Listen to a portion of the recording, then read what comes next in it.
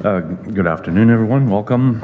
I'd like to call the Operations Committee meeting of Tuesday, April 9th, 2024 to order. As we gather here this afternoon, I would like to acknowledge on behalf of Council and our community that we are meeting on the traditional territories of the First Nations. We would like to thank the Algonquin people and express our respect and support for the rich history. We are extremely grateful for their many and continued displays of friendship. We also thank all the generations of people who have taken care of this land for thousands of years. Has roll call been taken? Yes, thank you, Chair, and we have quorum. Thank you. Is there any disclosure of pecuniary interest and the general nature thereof? Seeing none, we will move on to the adoption of the minutes of the previous meeting held on March 5th, 2024 that are part of our package. Can I have a mover and a seconder, please?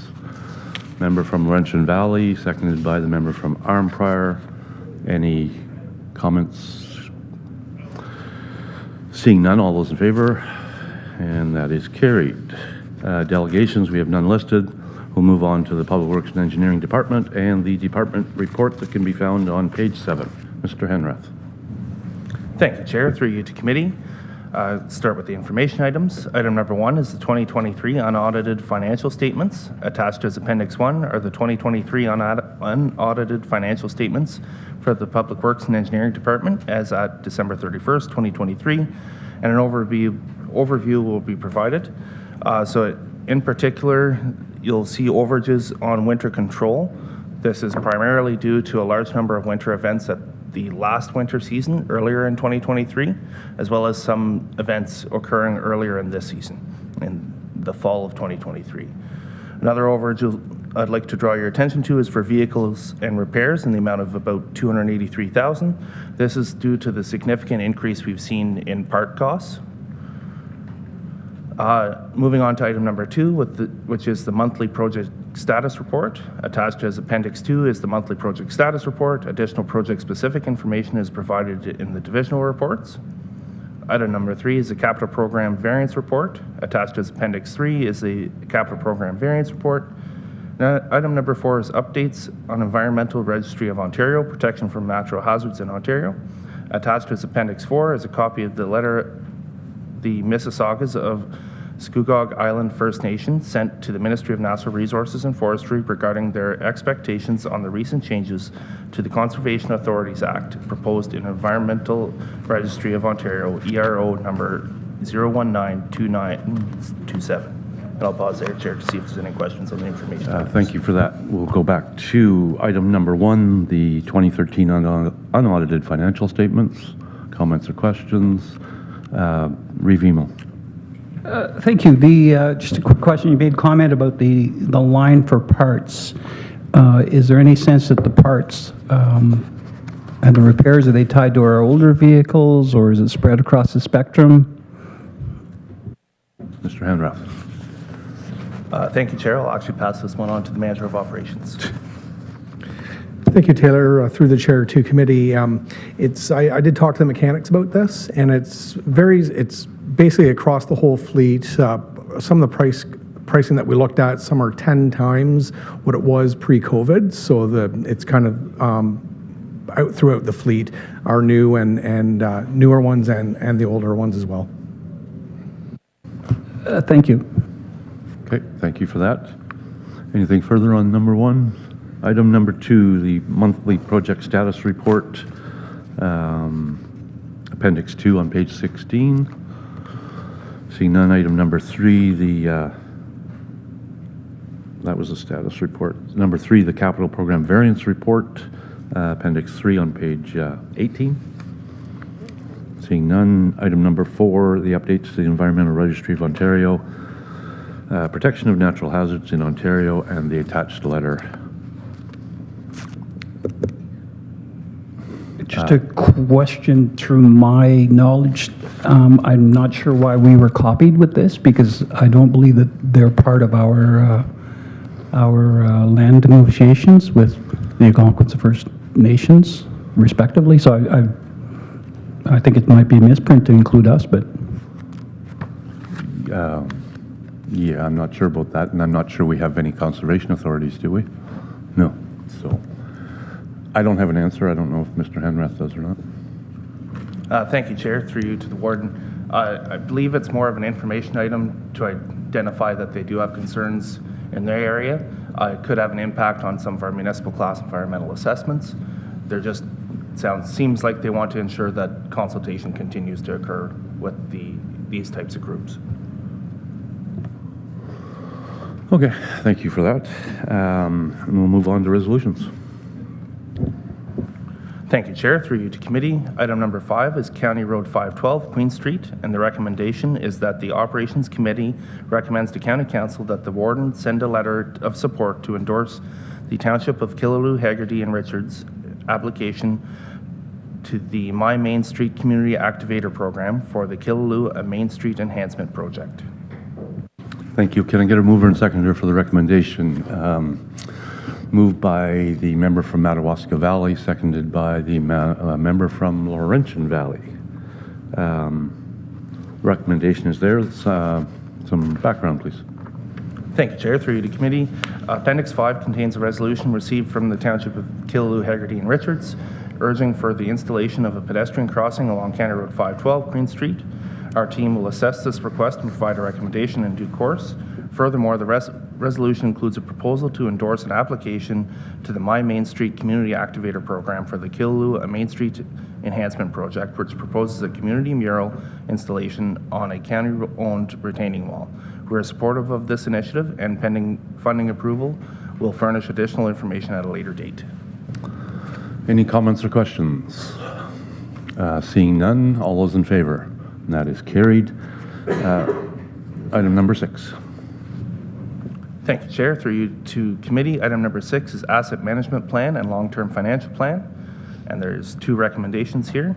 Recommendation that the Operations Committee recommends that the Finance and Administration Committee recommend that County Council approve the Asset Management Plan and Long-Term Financial Plan as presented, which will follow shortly. And the second recommendation is that the Operations Committee recommends that the Finance and Administration Committee recommend that County Council approve the creation of the growth reserve that contributions to the growth reserve equal to the weighted CVA growth revenue for the 2025 year be included in the draft 2025 budget.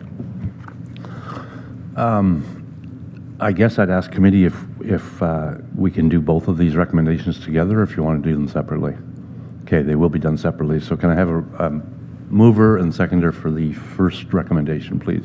Moved by the member from Armpire, seconded by the member from Madawaska Valley. Comments, questions? Pardon me? Sorry, Chair. Mr. Burke will give a presentation. I think it would be yes. helpful, and that will help for you determine the second piece of this, or the second recommendation for you. Sure, and all the questions will be answered by then. So, Mr. Burke. Thank you, Chair, and good afternoon, committee. We do have a PowerPoint, and there it is. Wonderful.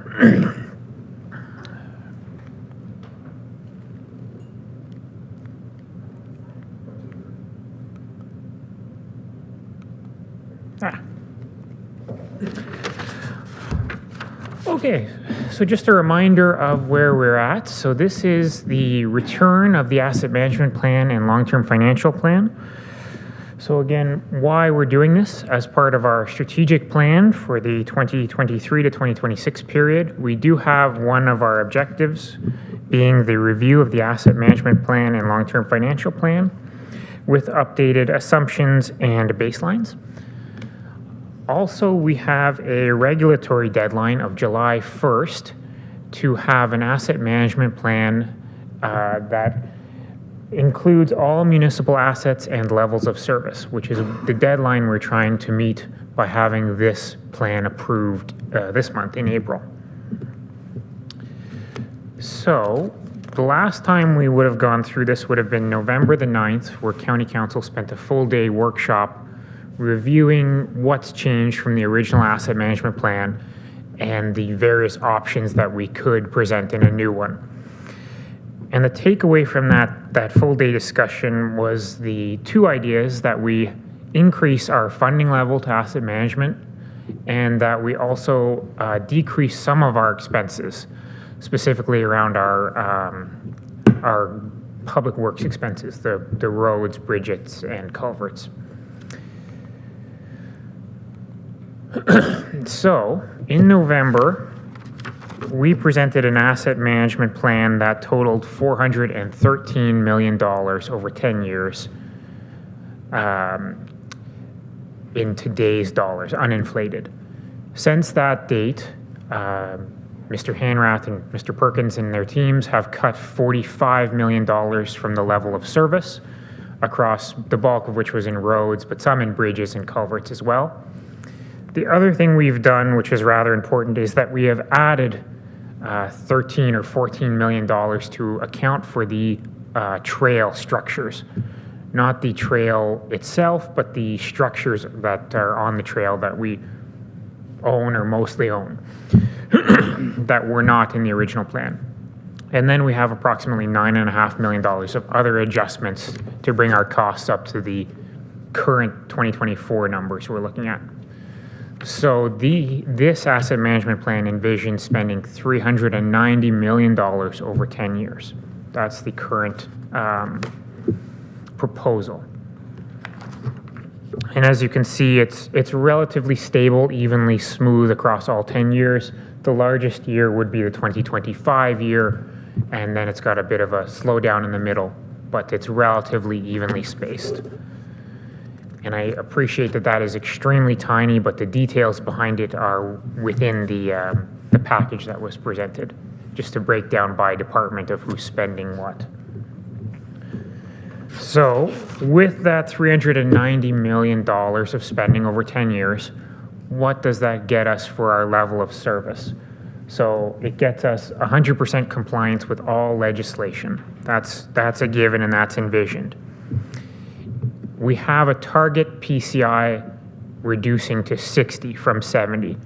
That is not to say that our roads will drop to the level of 60 over 10 years. That's just the target.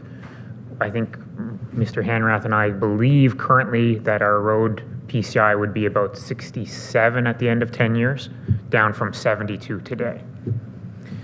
The only other items of note, buildings within the Renfrew County Housing Corporation, there's still an issue there where our level of service that we would like to have on our existing county housing corp stock is not achievable with the level of funding we have.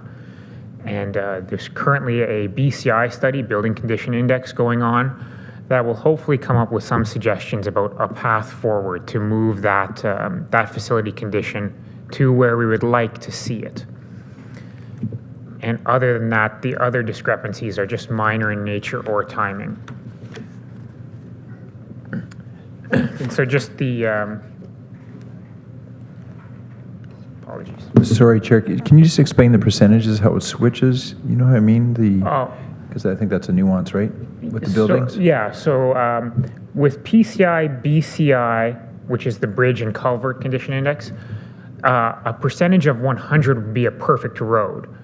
When we switch to the buildings, we've moved to FCI, and a percentage of 0 would be a perfect building. So they're actually opposite. 72 is a good road, and 72 would be a horrible building. Anything greater than about 10 or 15% BCI would be a building in rougher condition. That's the metric. And FCI, that's Facilities Condition Index, because in RCHC, we talk BCI. Yeah, no, but that was the third part of my confusion. Thank you.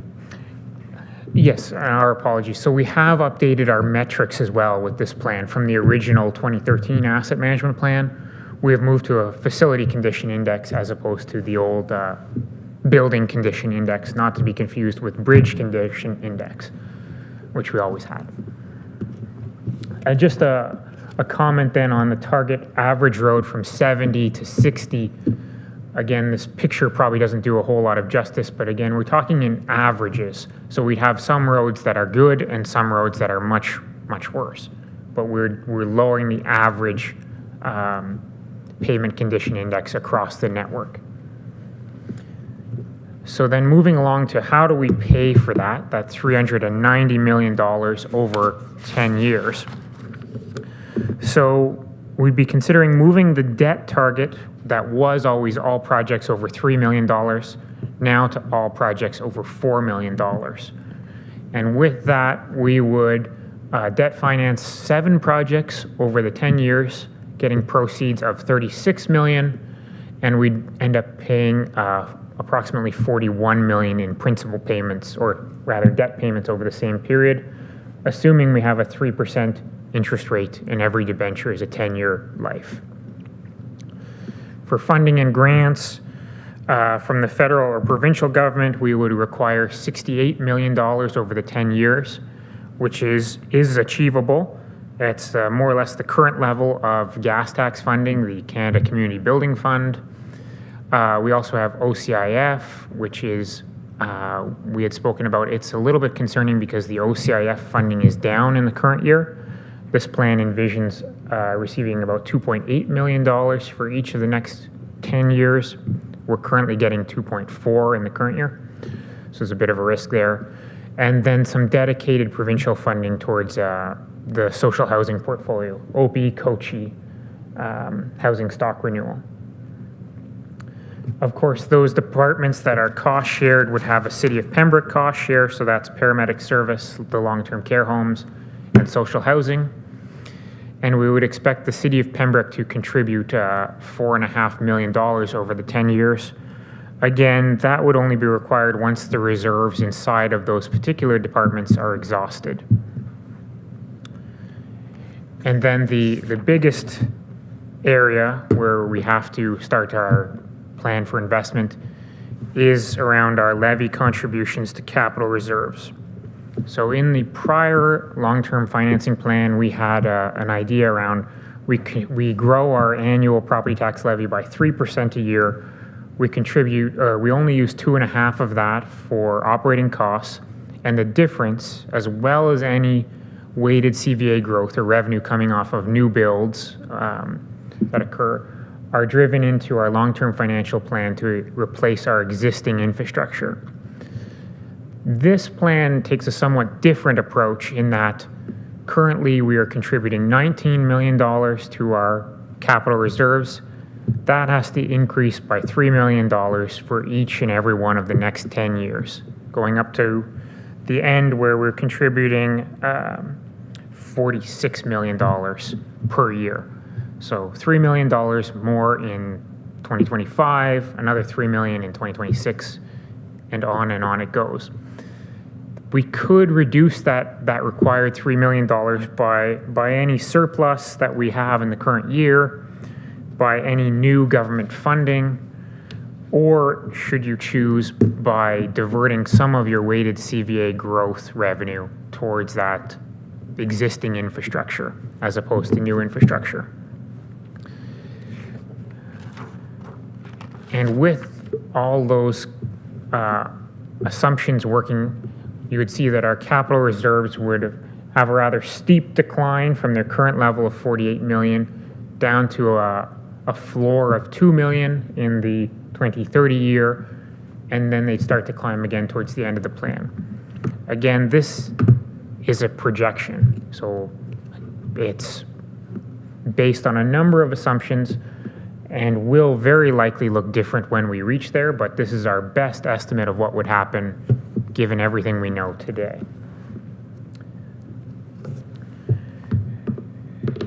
And then the other component of our November the 9th discussion was about growth. Where are we on our growth? So we have a background study for our development charges. And in that study, we have identified $56 million in growth-related projects over 13 years.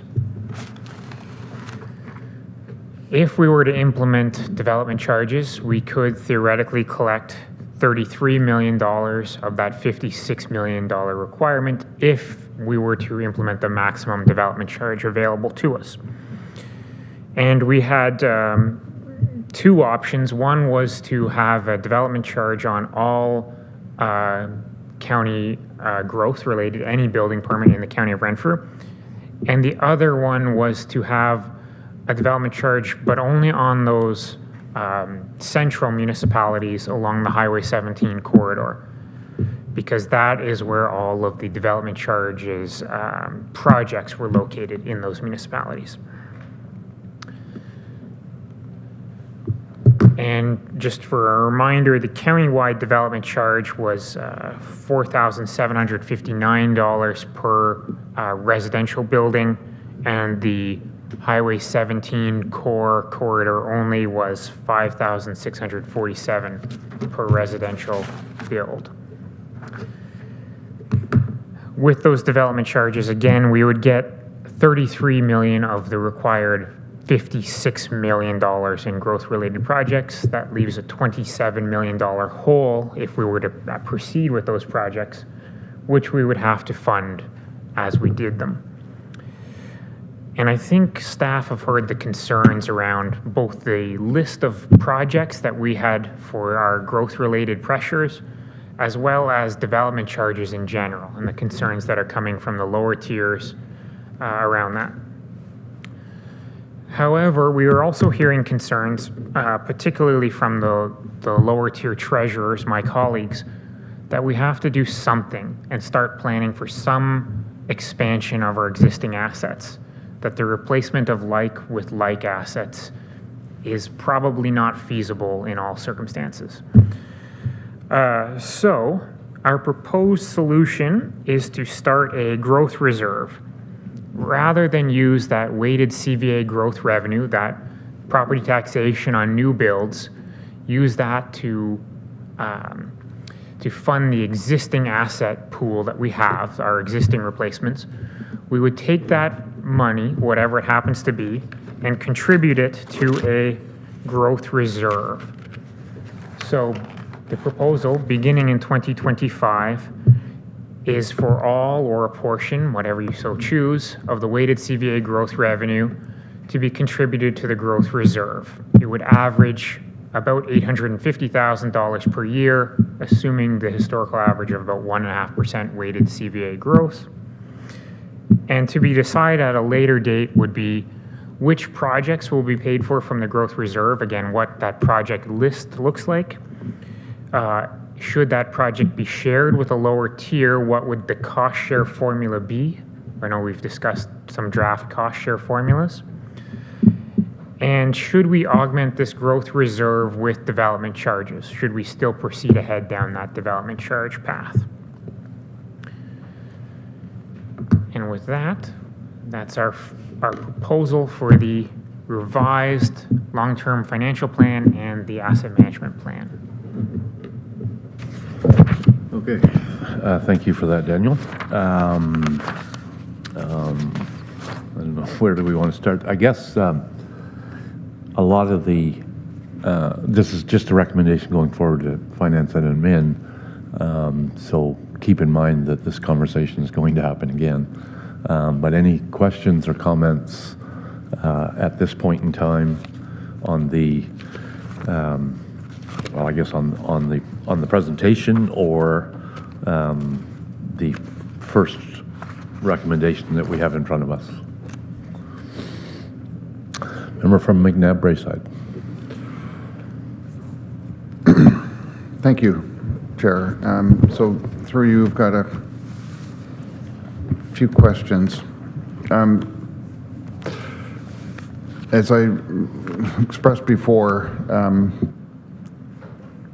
I'm quite concerned about just solving the $45 million issue with dropping the roads from 70 to 60.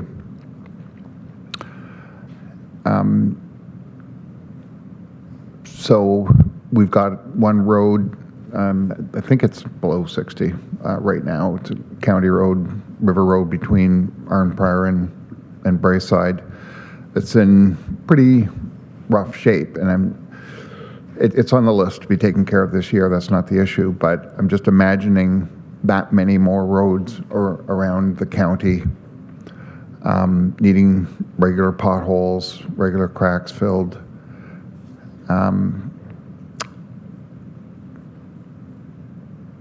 I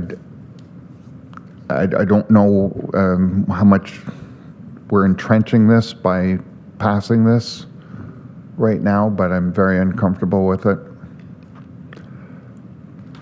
And I don't know what to do about that. So just keep in mind the PCI of 70 or 60 is an average. So, it still gets maintained to that level. So maybe Taylor has something to add. Thank you, Chair. Through you to committee, just to further to your comments, the average PCI that we're targeting doesn't necessarily mean that roads that are at a 60 would get worked on later. It means that roads that are in poor condition may be allowed to get into worse condition so that we can still keep our good roads good, continue to meet our life cycle needs of the road, and we're cutting dollars by deferring those reconstruction costs of the pulverize and paves until not necessarily a PCI of 40, maybe a PCI of 30 or less. So to summarize, the good roads would be kept good by doing treatments like microsurfacing, surface sealers, or overlays. Those pulverize and paves that happen later on in the life of the road would be stretched out a little further. And I guess I would also add that one of the things that we have been advocating for with the province is for the province to adopt a provincial-wide PCI for roads, and that they provide dedicated funding for that to municipalities based on our financial information returns. So, I'm not holding my breath on that one, but we'll continue to work at it for sure. Anything else? Warden Nemo. Thank you. Page 56, 57, 58. We see classifications of roads that range from arterial to collector to local. Can I get just a little bit of an explanation? And then major arterial, I think, is the other designation. So if we could get just a little bit of an understanding what that means. Thank you. Mr. Hanrath. Thank you, Chair. Through you to the Warden. So these classifications are our design classifications. We followed the TAC Geometric Design Manual for classifying our roads and what design they should meet. So based on the average annual daily traffic and the posted speed are the main two concepts that affect whether a road's classified as local, collector, arterial, or a freeway. But not to be confused with, these are all county roads, though they may fall under a local classification under the TAC guideline. Does that help?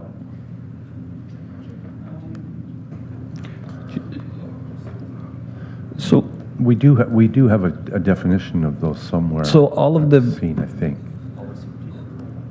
So policy PW01. Yeah. So all of the information here, all of the roads listed in this are all county roads. Correct. Okay. And then my supplementary off of that was, if the traffic on a collector or a arterial or marginal, whatever the other arterial is, if it significantly increases, and we may need to make some adjustments to the intersection where the local road attaches to it, where we have to add turning lanes and stuff like that. Is that all entirely county funding that does that, or does it recognize some of the growth farther up the line? Yeah, I mean, we run into this issue all the time, right? So I'm going to pass this along. Thank you, Chair. Through you to the Warden, it would fall in a similar fashion to the town of Arnprior intersection from last year. Depending on who was responsible for what portions of the project, it could fluctuate based on municipal responsibility. Okay, thank you. That's kind of what I assumed. Thanks. Growth-related pressures. CAO. Sure. Thanks, Chair. Go ahead. Just a question, and I apologize for not asking this prior to to now. We're starting to see. Let me see try to phrase this. This asset management plan was built out with new baselines last year, based on what we saw was higher than expected, I'll say expected or normal pricing. So far this year, we have experienced somewhat of a trend of lower than our baseline anticipated. If we start to see that as a trend over the course of this year or next year, does that change the asset management plan a little bit that would allow us to experience a higher PCI? Yeah, I think we would see a higher average PCI because we may extend some of those projects, but Mr. Henreth? Thank you, Chair, through you to all the committee addressing the CAO's comments. So it would depend on whether we're looking to take those savings and put them back into reserves for more projects in the 10-year plan, or extend certain projects in the year that we're realizing savings to, again, improve the condition of our overall roads and seeing that average PCI go up. So we would be able to keep the same target, we would just be in excess of the target. And a question I had around the proposed long-term financial plan, we're changing, would we not be in a better position, this is going to you, Daniel, would we not be in a better position to keep the debt financing threshold at 3 million and not raise it to 4 million? Through you and to you, Chair, with the debt financing limit at 3 million, what happens is we're financing an awful lot of projects. There's a fair number in there, and what happens is we skew our financing more towards debt, and then it ramps up our payments over the 10 years. So that's sort of a vicious circle. When you take on more debt, yes, you can do more work in the short term, and in the long term, it eats more of your levy contribution towards capital projects, just paying debt on work you've already done. So we're trying to target sort of a middle range there. Okay, thank you for that. Anything further? Warden Emo. And again, would that scenario have a negative a negative impact on our FIR? Mr. Burke. Yeah. So the province does mandate the upper limit of debt that we can take on, and does produce a number of indicators based on where we are amongst our peers for debt and reserve levels and things like that. I would say that we're generally well placed amongst our peers, and on an FIR type scale, the assumption of, another $15 million of debt wouldn't really matter to that type of reporting scale. But yeah, it would begin to negatively affect that, just like this.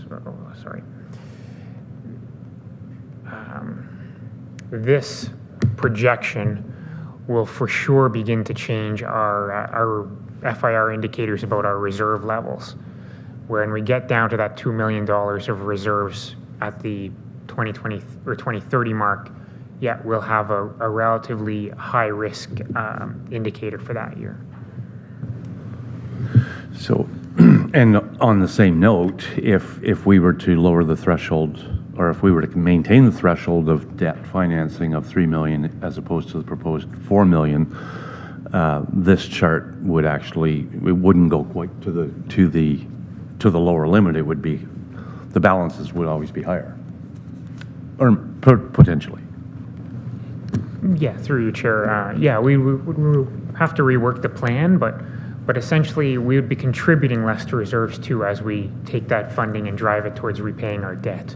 So it's a little bit of a hit and miss. We'd have to rework it. But when I did look at the existing limit, we were taking on a lot of debt for various projects. Okay, thank you for that. And my other question is, based on the budget guidelines that we've set annually for the last number of years of, not that we didn't follow them this year, but at the 3% limiting, whatever the 2.5% or 1.5 for operations, how does this asset management plan affect what we've generally been doing over the last 6 or 7 years? So through you, Chair. So yes, historically we have increased our property tax levy by 3% and contributed a 3% increase into our capital reserves. This envisions $3 million increased just for capital before we even talk about operating. So it'd be significantly higher. It'd be a 5% increase just into capital alone, and then we could start talking about operating. So significantly higher. Again, we're looking out into our estimates. That would be kind of the target or the direction, and then we would, in the budget workshop, hammer out the details, some of which might be, oh, there's more government funding this year, we can reduce it by a bit, or we use our reserve position is higher than we thought it would be, so we can reduce that a bit. There's a number of factors that we would have to look at each and every year, just like our baseline costs.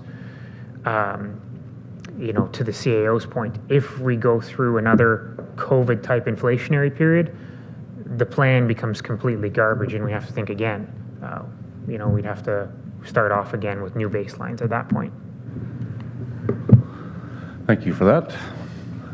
Anything further? Member from Arnprior. Thank you, Chair. Not money. To Taylor, do we have a master list of all the county roads with what their percentage is today? I know we get our construction schedules, but that's sort of selected who we're doing. But I was hoping we'd have this. I couldn't find one. It's it is in our package starting on page 56. So all the ratings are there, and the worst rating would be highlighted in red. Anything further on the presentation or the first recommendation? Ord Nemo.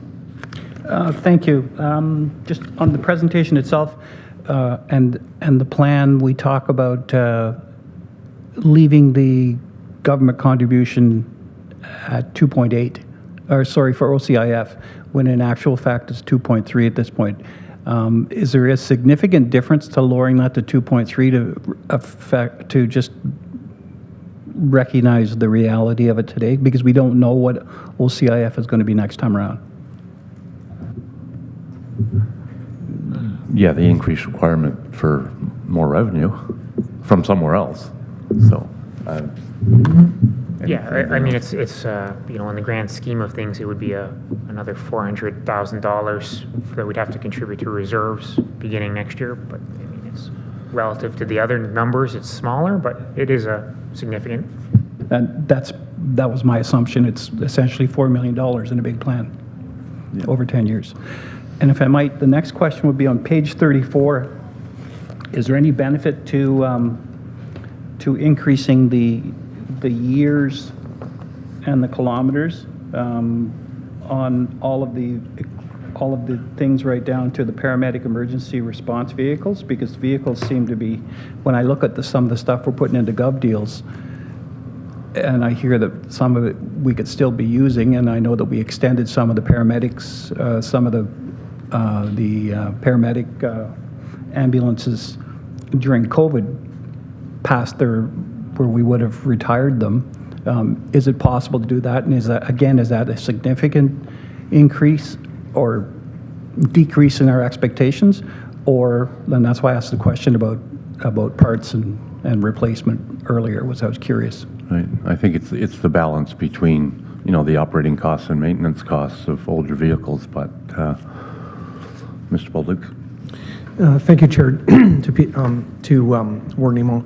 I know the paramedics vehicles the ambulances are about 5 years. The public works heavy-duty trucks, which are the major costs, are up around between 12 and 14 years. So by that time, the costs are quite substantial. They could add up quite a bit if it's stretched out much further than that. Some engine failures and transmission failures. So there is a risk there. Thank you. I mentioned some of these smaller things because I think you're going to hear about those in finance, and you'll probably hear about them in the county council. Yeah, thank you for that. Mr. Burke. And further to the warden's point, and it is a good one, so when we looked at where can we save money, which we have cut $45 million, the obvious answer was roads. Right? That's the biggest value where we could reduce our replacement cycle or extend it without causing either greater cost to the same degree we would elsewhere, or sort of the same type of safety risk that we would elsewhere. It's really, we have looked at that and sort of driven it towards the road area as the easiest place to stretch our replacement cycle. Just trying to remember where I put my crystal ball, but not sure where it is right at the moment for on all sides. So the revenue, we saw the first tender come in this year extremely high. We've seen a different trend since that. Not so much maybe on major bridges like that, but hopefully the trend stays the same. And so either we do more work, maintaining our standards, or we plow this money back into the reserves, and we can take on other projects or extend them. So anything further on the presentation, or? I'll make my final question. Thank you. On page 73, it talks about defibrillators, and I think we have 33 of them. It looks like the average cost to replace them would be $33,000. And I know in our last meeting, we talked about going to a lease arrangement. So is this reflected in that new leasing option? I don't know the answer to that. Mr. Burke.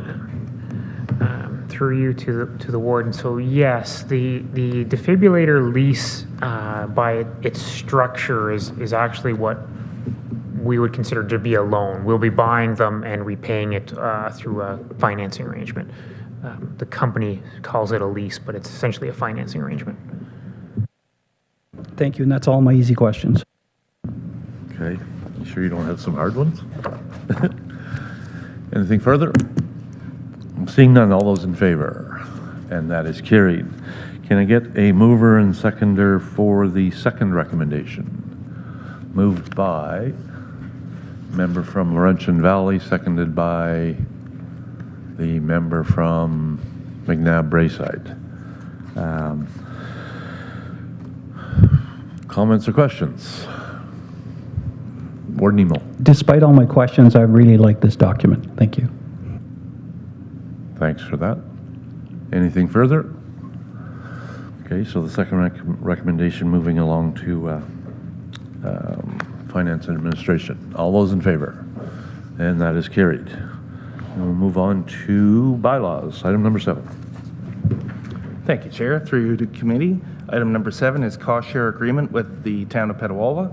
The recommendation is that the Operations Committee recommends the County Council adopt a bylaw to enter into the attached agreement to provide funding in the amount of $2,460,000 to the town of Petawawa for the reconstruction and urbanization of County Road 37, Murphy Road.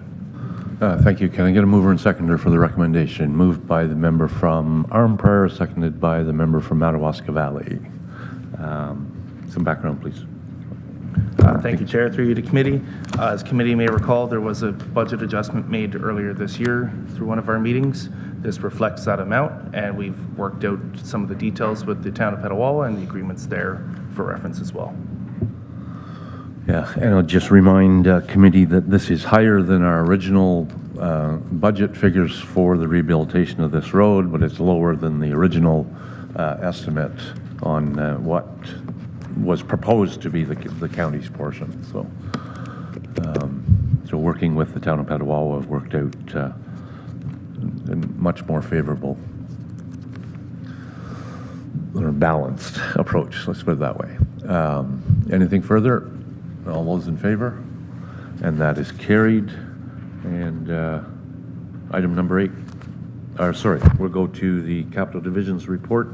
Can be found on page 112. Mr. Hanrath again, I guess. Thank you, Chair. Through you to committee. Item number 1 is a resolution. Township at McNabb Braeside request to alter posted speed limit. Recommendation that the Operations Committee recommends to County Council that the request from the Township of McNabb Braeside to lower the posted speed limits along County Road 3, Usborne Street, between McLean Drive and River Road be denied.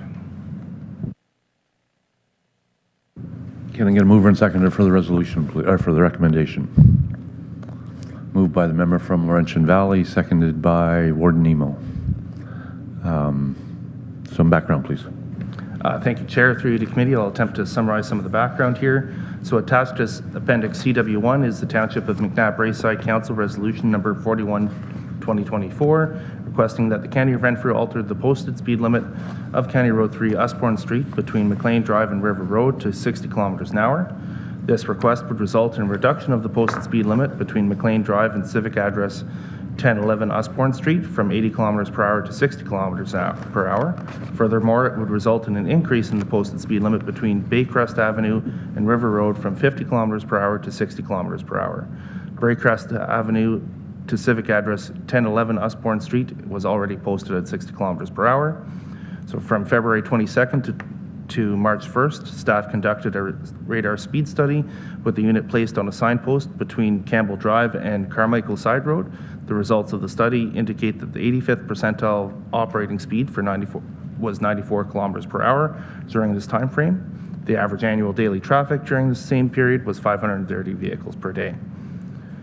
As committee may recall, traffic typically travels at the rate of speed they're most comfortable with, and as you can see from the 85th percentile, they are most comfortable with higher than 60 kilometers per hour.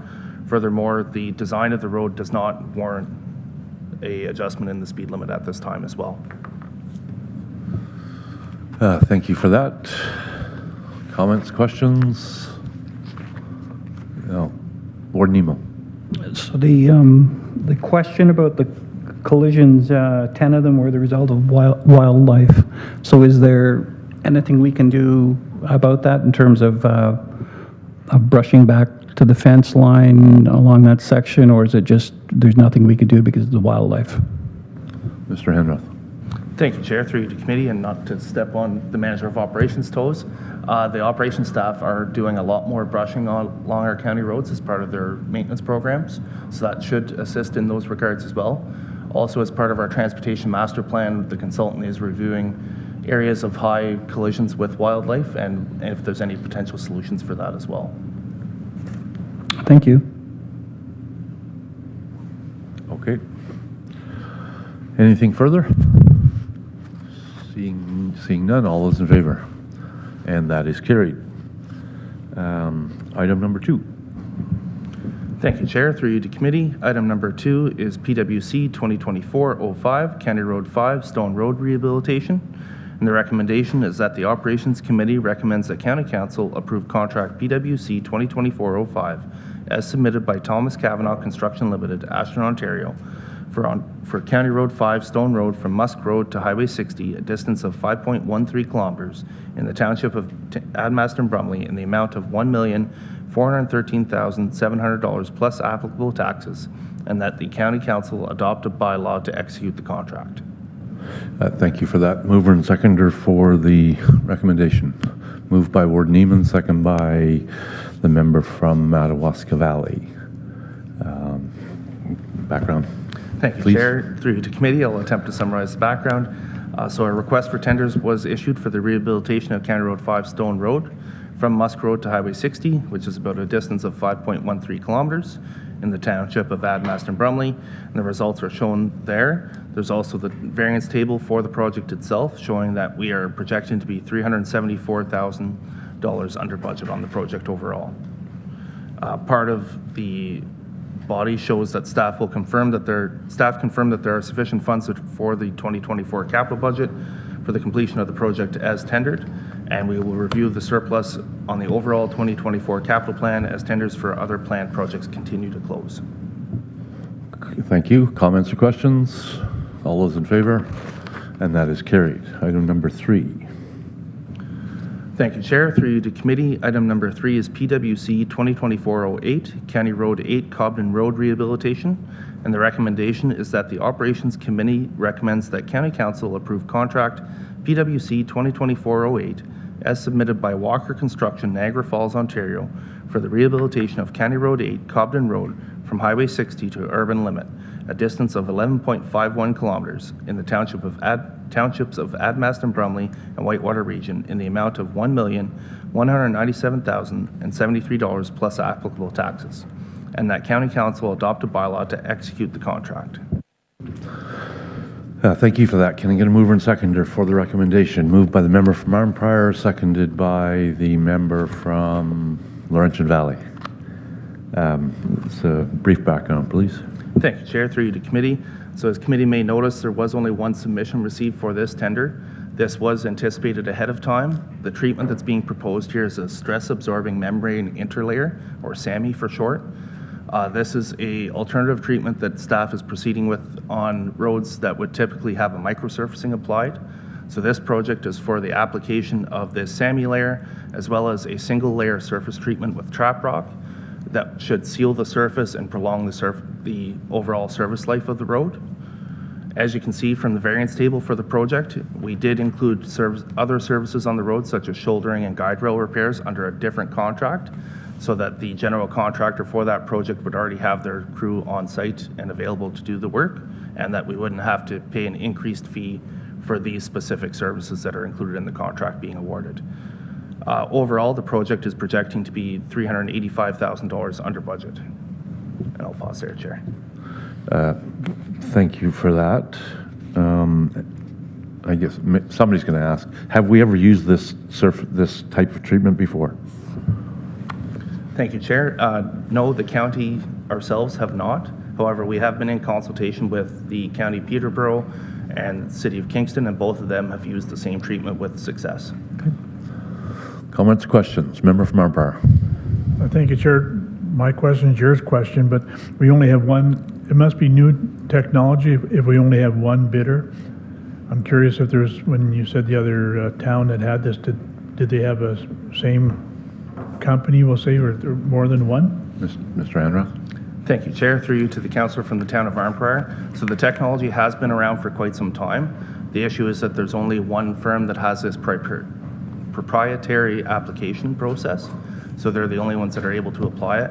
I forget which specific municipality it was, but had used the treatment more than 15 years ago, and they weren't seeing the reflection cracking coming through yet. Well, that's interesting. Anything further? All those in favor? And that is carried. Item number 4. Thank you, Chair. Through you to committee. Item number 4 is PWC 2024-13, County Road 13 Mountain Road Rehabilitation. And the recommendation is that the Operations Committee recommends that County Council approve contract PWC 2024-13 as submitted by Greenwood Paving Pembroke Limited, Pembroke, Ontario, for the rehabilitation of County Road 13 Mountain Road from Stafford 3rd Line to Highway 17, a distance of 4.01 kilometers in the townships of Laurentian Valley and Whitewater Region, in the amount of $1,419,067.13 plus applicable taxes, and that County Council adopt a bylaw to execute the contract. Can I have a mover and seconder for the recommendation? Moved by Warden Emo, second by member from Madawaska Valley. Some background, please. Thank you, Chair. Through you to committee. So a request for tenders was issued for this project. Included in the project was some of the works on County Road 8. As I said, because this general contractor is already going to be in the area doing similar works, a portion of this contract actually is for works on County Road 8. And we've also partnered with the Ministry of Transportation for some works on Highway 17 at the intersection as well.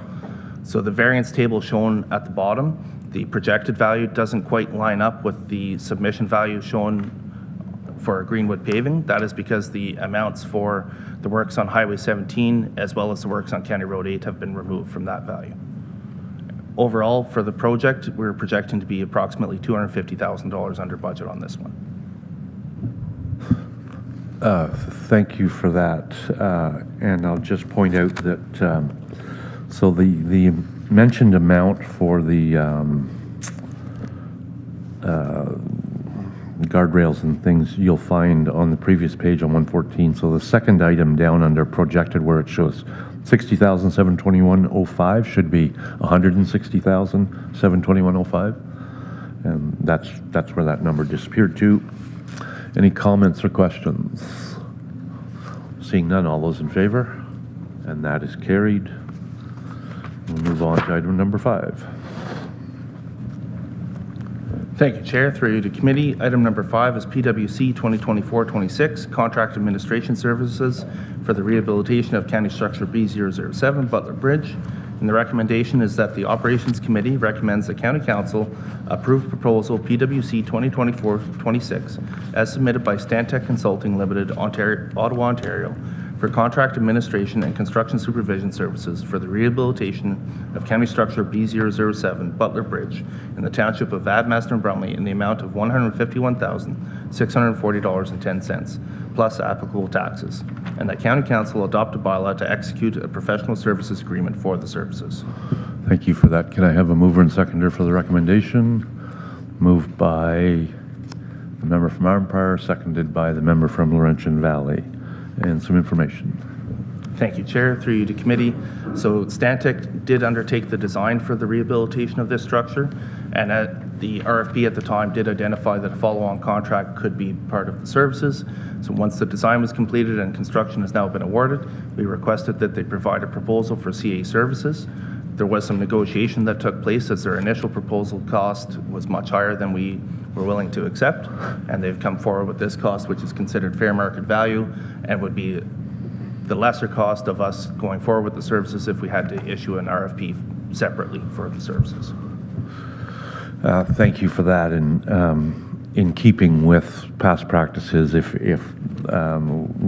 generally speaking, whatever firm has designed the project is generally the best one to oversee the project, and for the reasons of not getting into, another consultant coming in and saying, no, this was designed wrong, we should do it this way, and increase costs. So this way, at least, we can hold one company accountable.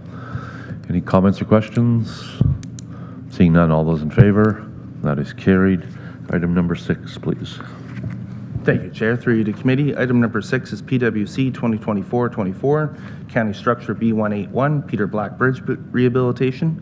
And the recommendation is that the Operations Committee recommends that County Council approve contract PWC 2024-24 as submitted by Bonisher Excavating Incorporated, Renfrew, Ontario, for the rehabilitation of County Structure B181, Peter Black Bridge, located on County Road 24, Whitewater Road, approximately 1.5 kilometers east of Highway 41, in the Township of Laurentian Valley, in the amount of $1,282,480 plus applicable taxes, and that County Council adopt a bylaw to execute the contract. Thank you for that. Can I get a mover and seconder for the recommendation? Moved by the member from Madawaska Valley, seconded by Warden Emo. Some information, please. Thank you, Chair. Through you to committee. So a request for tenders was issued for the rehabilitation of the bridge, and the costs are shown there. Overall, we're projecting to be approximately $243,000 on this project. And we have the funds in the budget. Yep.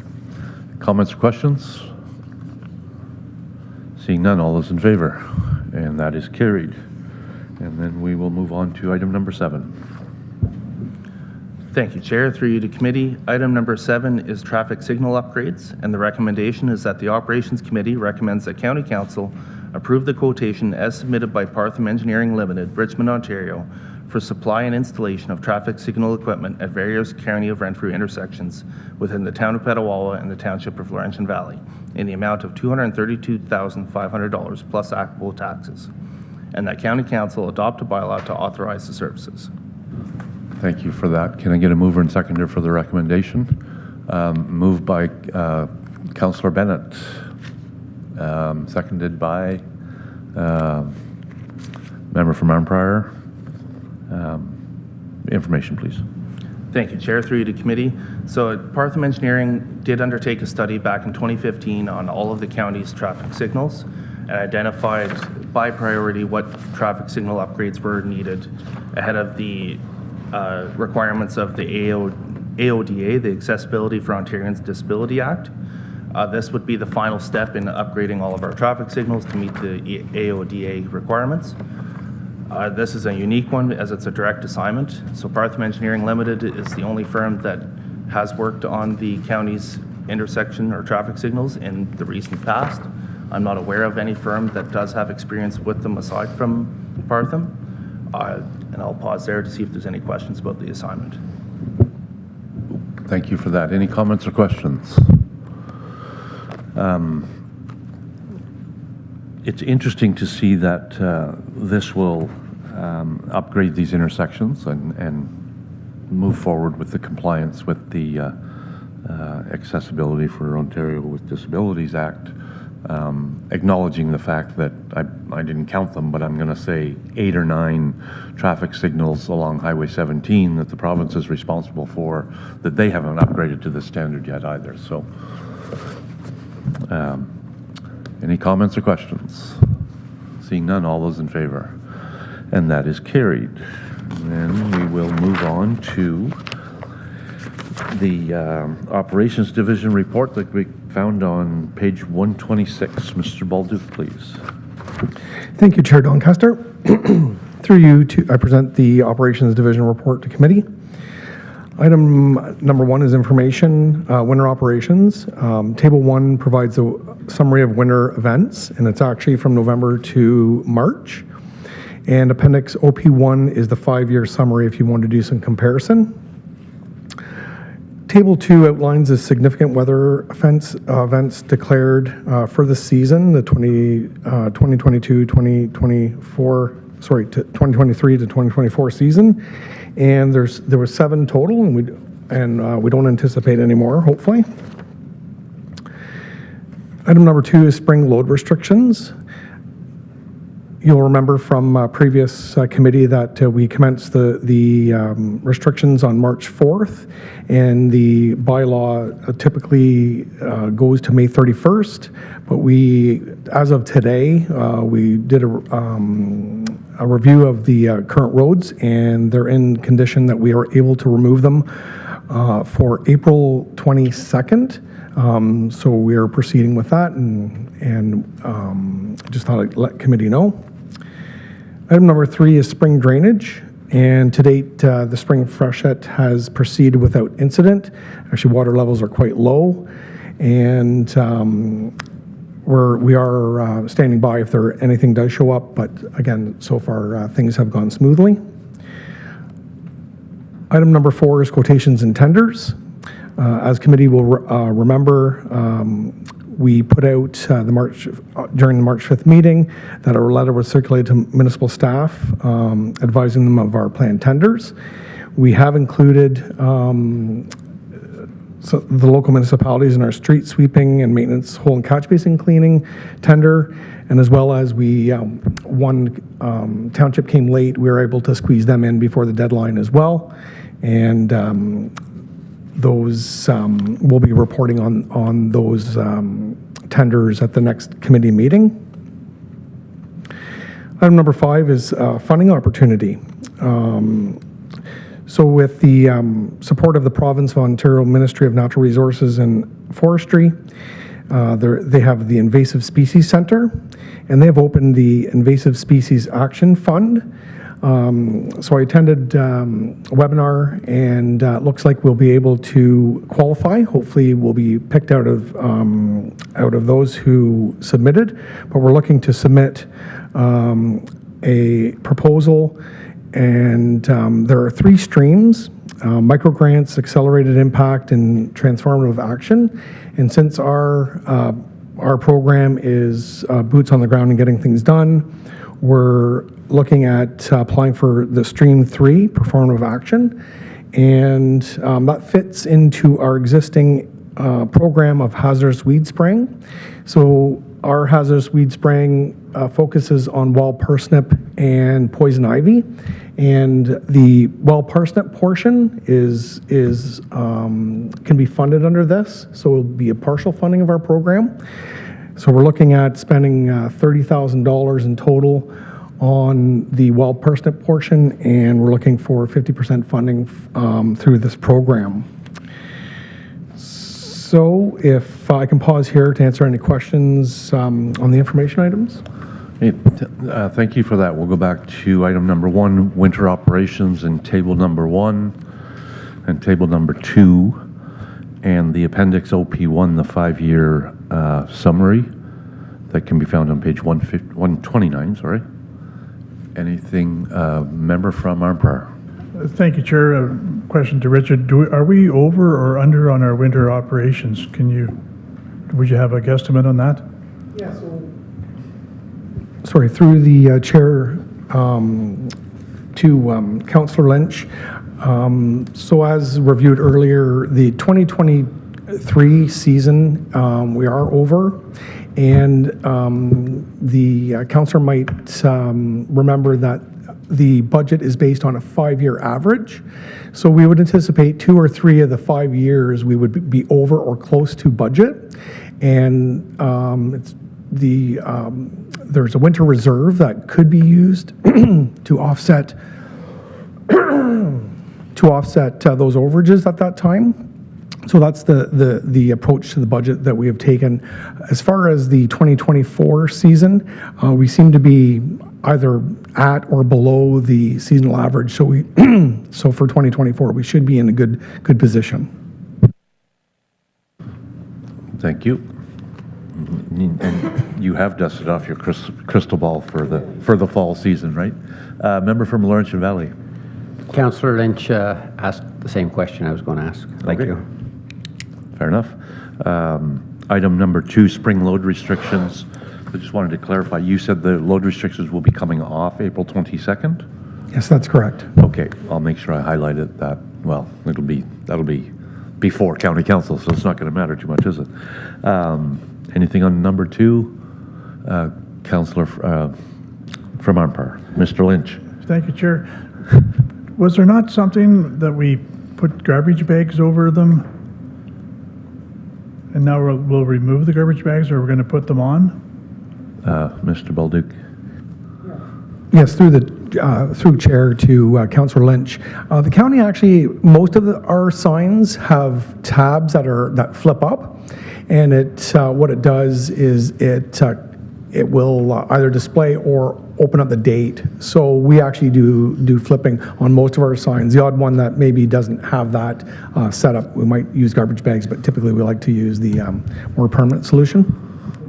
Okay, thank you for that. Anything further on the spring load restrictions? Item number 3, spring drainage. I think we'll find that certainly in the Ottawa River, the level is fairly low for this time of year. Item number 4, quotations and tenders and the participation of the lower tier municipalities. Item number 5, funding opportunity for invasive species. And then we'll move along to bylaws, item number 6. Thank you, Chair. To committee, under bylaws, item number 6 is contract PWO 2024-01, 7 light-duty pickup trucks, and the recommendation that the Operations Committee recommends that County Council exercise their authority to waive irregularities contained in the bid submitted by Surgener, Chev Buick GMC Cadillac, Ottawa, Ontario, in accordance with the County of Renfrew Corporate Policy GA01, Procurement of Goods and Services, Schedule B, irregularities contained in bids for contract PWO 2024-01 for the supply and delivery of 7 light-duty pickup trucks, and approve the submitted bid in the amount of $392,065 plus applicable taxes, and that County Council adopt a bylaw to authorize the execution of contract. Can I have a mover and seconder for the recommendation? Moved by the member from Madawaska Valley, seconded by the member from Laurentian Valley. Some information, please. Yes, background on this tender. There was 7 tenders submitted. We actually have 4 that we're proposing on rejecting because they did not satisfy the specification. And the low bid under Surgener Chev GMC Cadillac, we reviewed the tender, and I understand that the salesman who submitted this was out of the country at the time and didn't have the information on their own suspension. When the tender was put together, it was put together, and we know that it meets the GM, Ford, and Ram specifications. So even though it was tendered, we knew it would meet based on the criteria. Since the tender closed, this bidder has confirmed that it does meet. which we knew already. And so based on that, we would like the committee to recommend to County Council to waive that irregularity and proceed with the contract. Some additional information, one of the 7 vehicles is for the Development and Property Department, and they've confirmed that it meets their, or is below their budget requirements, or below the approved budget, and meets their requirements. And you can see that it also is below the anticipated budget for the Public Works, approved budget for Public Works. And some good news, just at tendering time, I did receive information that that as far as GM is concerned, that there was some additional incentives. So the prices were actually dropped. So if you look at last year compared to this year, we got better pricing for this particular round of pickups, and it could be just this at this time, as I know, they do put orders in throughout the season. So some good news on pricing for those pickups. And if you have any questions, I'd be pleased to answer them. Thank you for that. Any comments or questions?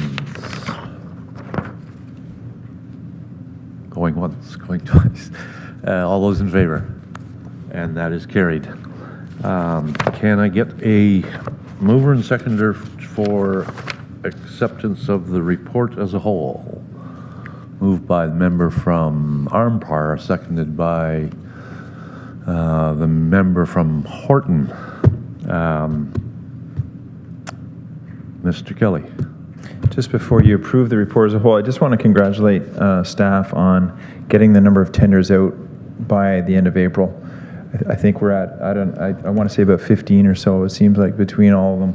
And I believe there's only about 1 or 2 left to go for this whole capital year. So I think this is the benefit, and Mr. Burke and I have chatted about even getting the capital budget approved by the end of this calendar year, with pending the long-term financial plan, how that shakes out, maybe even the growth reserve, that getting the capital plan at least approved by the end of the year will allow us even to get that further out, or getting tenders out even quicker.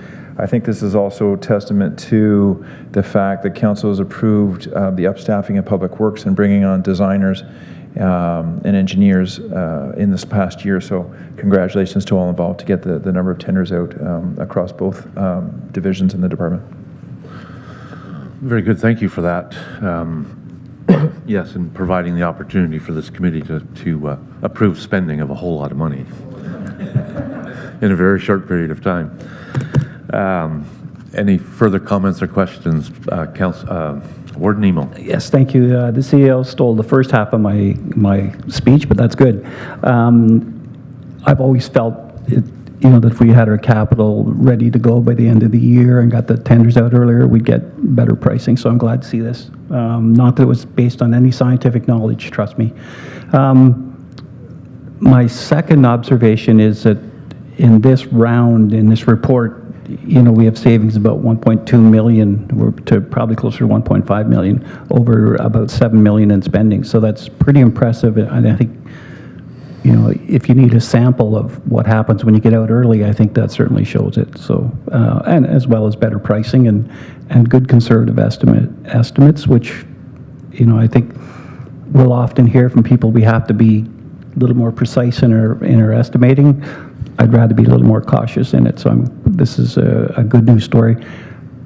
What I hope is that we don't, in October, because there may be some extra funding because of the better tendering results, that we don't rush out and try and complete a project and leave it half done. Some municipalities do that, and I would hope we're not one of them. Thank you for that. Anything further on the entire report? Seeing none, all those in favor? And that is carried. Is there any new business? Seeing none, sorry. Councillor from Councillor Horton. Bennett. Thank you, Chair. This is not new business. I just want to thank staff, council members for my performance the last time I did chair the meeting, and thank you for giving me the opportunity to do that. I apologize for where I went in that meeting, and that I was trying to get my eyes straightened around, but I have 3 opinions now of what I need to do, and it's not short term. So I will be talking to Craig as soon as I know what my schedule is. But thank you for being patient with me, and I'm sorry that it got out of hand. Thank you. Thank you, Councillor Bennett, and no worries whatsoever. Everything went fine. The business was completed, and we continue to go on. So, and thank you very much for stepping in my absence. I appreciate that. There's no closed meeting at the time that the agenda was produced, so I'm not entertaining one now anyway. The date of our next meeting is Tuesday, May 14th, and then obviously County Council Wednesday, April 24th. I would now entertain a motion to adjourn. Moved by the member from Madawaska Valley, seconded by the member from Horton. All those in favor? And that is carried. We are adjourned. Thank you very much, everyone.